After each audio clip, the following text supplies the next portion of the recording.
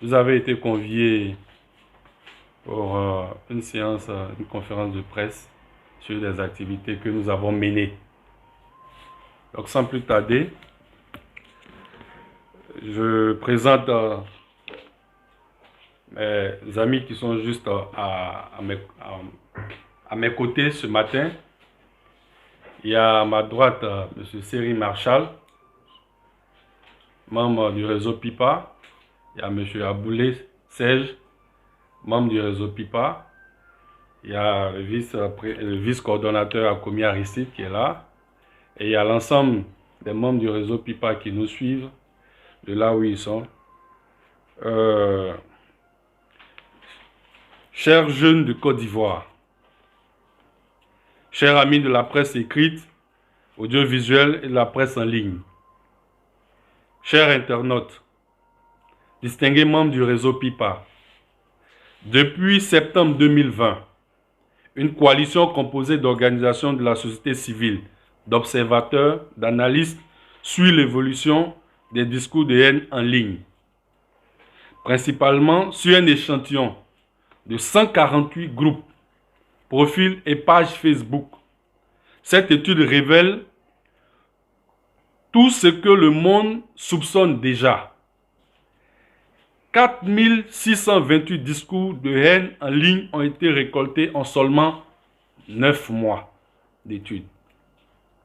Ces jeunes de Côte d'Ivoire, ce sont des résultats assez inquiétants qui demandent une réponse de la part de tout citoyen. Les conséquences de cette pratique sont graves, comme vous le constatez diversement dans votre quotidien.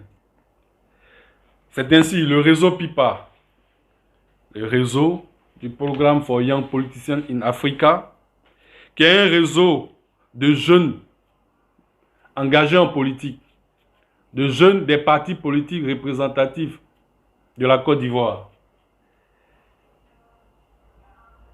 Ce programme PIPA a été initié par le Parti du Centre suédois et ça a été mis en œuvre par l'IGD basé au Burkina.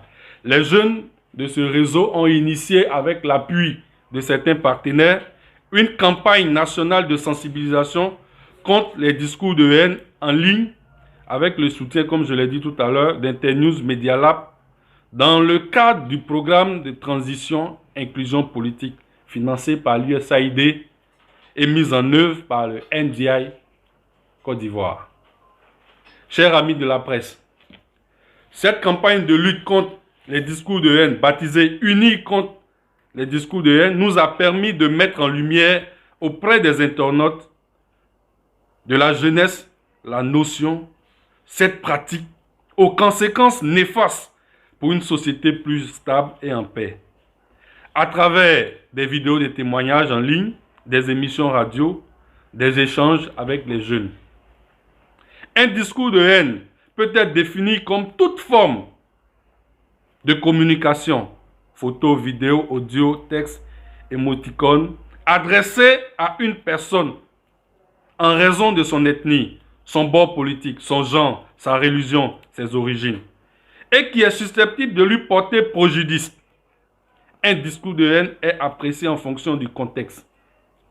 En une dizaine de catégories ont été observées, identifiées et a fait l'objet de notre campagne. Ce sont les injures et diffamations, la xénophobie, injures identitaires, les vœux et souhaits macabres, les menaces, la délation, les propos sexistes et injures à caractère sexuel, justification de la violence et apologie de la haine, animalisation, attaque contre les communautés, incitation au meurtre, à la révolte. Chers jeunes de Côte d'Ivoire, chers amis de la presse audiovisuelle, de la presse en ligne, chers internautes, distingués membres du réseau PIPA, cette campagne fait de nous des ambassadeurs engagés contre les discours de haine. Faisons en sorte que dans notre action, dans notre champ quotidien, nous puissions bannir cette pratique et sensibiliser nos amis, nos frères à avoir la modestie d'utiliser le vocal le plus approprié, la courtoisie, la fraternité. Je vous remercie. À présent, je suis ami d'Audace, nous demande, nous met sur des faits, de savoir que cette pratique découle des différents responsables politiques de la guerre, comme l'adversité des différents leaders des partis politiques, c'est ce qui transcende sur la jeunesse. Nous, notre action ici, c'est d'abord sensibiliser la jeunesse. Parce que nous estimons que les jeunes sont majoritaires dans les différents partis politiques. Si les jeunes sont informés, sont éduqués, si les jeunes sont sensibilisés sur les effets, sur les conséquences de cette pratique, ces jeunes sont responsables et ils pourront faire monter l'information. Ils pourront faire monter l'information vers les dirigeants. Aujourd'hui, nous appelons à plus de responsabilité au niveau de la jeunesse. Certes, nous avons des élites, nous avons des dirigeants qui impactent directement sur les structures de jeunesse et tout ça. Mais aujourd'hui, nous éclairons l'opinion sur une jeunesse responsable. Donc aujourd'hui, nous mettons en mission les jeunes. Si d'emblée, nos leaders, c'est-à-dire les têtes pensantes des différents partis politiques, ce jour comment on dit ça, ils sont dans le combat politique, mais que ces jeunes-là puissent faire autrement ce combat, en sensibilisant même leurs différents leaders à utiliser le ton modéré, à utiliser les pratiques démocratiques, parce que les discours de haine aujourd'hui ne sont pas gages d'une société stable. Tous les partis politiques, tous les leaders des différents partis aspirent à gouverner la Côte d'Ivoire stable, prospère. Alors, si nous voulons tous, nous avons l'amour de notre parti, je pense que tous les leaders politiques doivent pouvoir s'engager dedans. Donc, nous prenons les jeunes comme les acteurs, les ambassadeurs, à sensibiliser la masse importante que la jeunesse représente, mais aussi à sensibiliser les aînés, les cadres, les dirigeants des différents partis. C'est bon? Ok. Au niveau de l'interpellation. Est-ce qu'il y a des groupes qui ont été interpellés? Est-ce que le groupe ciblé a été interpellé? Bon. Est-ce qu'il y a les groupes dans lesquels les discours de haine ont été relevés? Est-ce que ces groupes-là... Oui, oui. Comme je l'ai dit tout à l'heure, ça va me permettre en même temps de répondre à la question de Jean-Baptiste du Nouveau Réveil. Ces groupes ont été identifiés. Ces groupes, d'abord, les différents groupes ont des chartes, ont des règlements intérieurs. Très souvent, c'est pas... Bon, selon les retours qu'ils nous ont faits, c'est pas manque de vigilance. Mais chaque fois qu'ils sont interpellés, aucun discours ne rentre pas ou bien ne cadre pas avec les différents règlements intérieurs. Automatiquement, ils suppriment.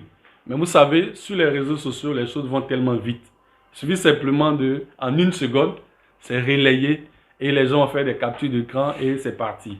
Donc, nous continuons de leur demander de veiller, d'être vigilants sur la question. Et je pense que la collaboration que nous avons engagée depuis le début de cette campagne, cette collaboration permet aujourd'hui de, en tout cas, tamiser et de faire le maximum. Les structures qui ont mené les études, il y a Internews Media Lab, il y a le NDI et tous ces partenaires que vous connaissez. Ce sont ces structures-là qui ont mené les études. Ils ont des consultants en leur sein qui ont mené ces études-là sur de longues périodes. Voilà. Ils vont mener au niveau de Bélier Intrépide. Nous sommes la fêtière des jeunesses des différents partis politiques. Nous sommes bien placés parce que les discours de haine, majoritairement, c'est le champ politique. C'est dans le champ politique même qu'on arrive à quantifier les effets néfastes. Donc, en tant que formation, en tant que groupe des différents partis politiques qui sont représentés à l'Assemblée nationale et tout ça là, nous voulons faire de ce combat un combat générationnel. De sorte que dans notre vécu, dans notre quotidien, dans notre action politique, nous puissions faire la sensibilisation de nos camarades. En tout cas, pour ce qui concerne le réseau, toutes les activités que nous allons mener jusqu'à la fin d'année, nous allons mettre un point d'honneur à sensibiliser les jeunes contre cette pratique. Nous avons même très bientôt des activités au niveau national. Au cours de ces activités-là, après cette séance de questions, nous allons vous détailler. Au cours de ces activités-là, nous avons dit, nous allons faire des communications, nous allons faire la sensibilisation de façon quotidienne sur nos pages, dans nos réunions, au siège des différents partis politiques, à chaque fois que nous allons mener nos activités. Parce que vous savez, le réseau PIPA, sa mission, son objectif majeur, c'est de faire de la responsabilisation politique des jeunes. C'est de rendre les jeunes, de faire en sorte que les jeunes soient pris en compte dans les politiques de promotion, dans les instants de décision. Donc nous travaillons chaque jour à cela. Donc au cours de notre marche, au cours de nos activités, je vous assure que nous allons mettre un point d'honneur contre cette pratique qui n'honore pas la jeunesse, qui n'honore pas et qui est aujourd'hui, qui devient un problème de société. C'est juste deux mots. Par exemple, la première question qui a été posée de savoir est-ce que les cyberactivistes qui tiennent les discours d'hier ne sont pas à l'image des partis politiques? Le coordinateur l'a peut-être souligné, c'est que les discours d'hier ne sont...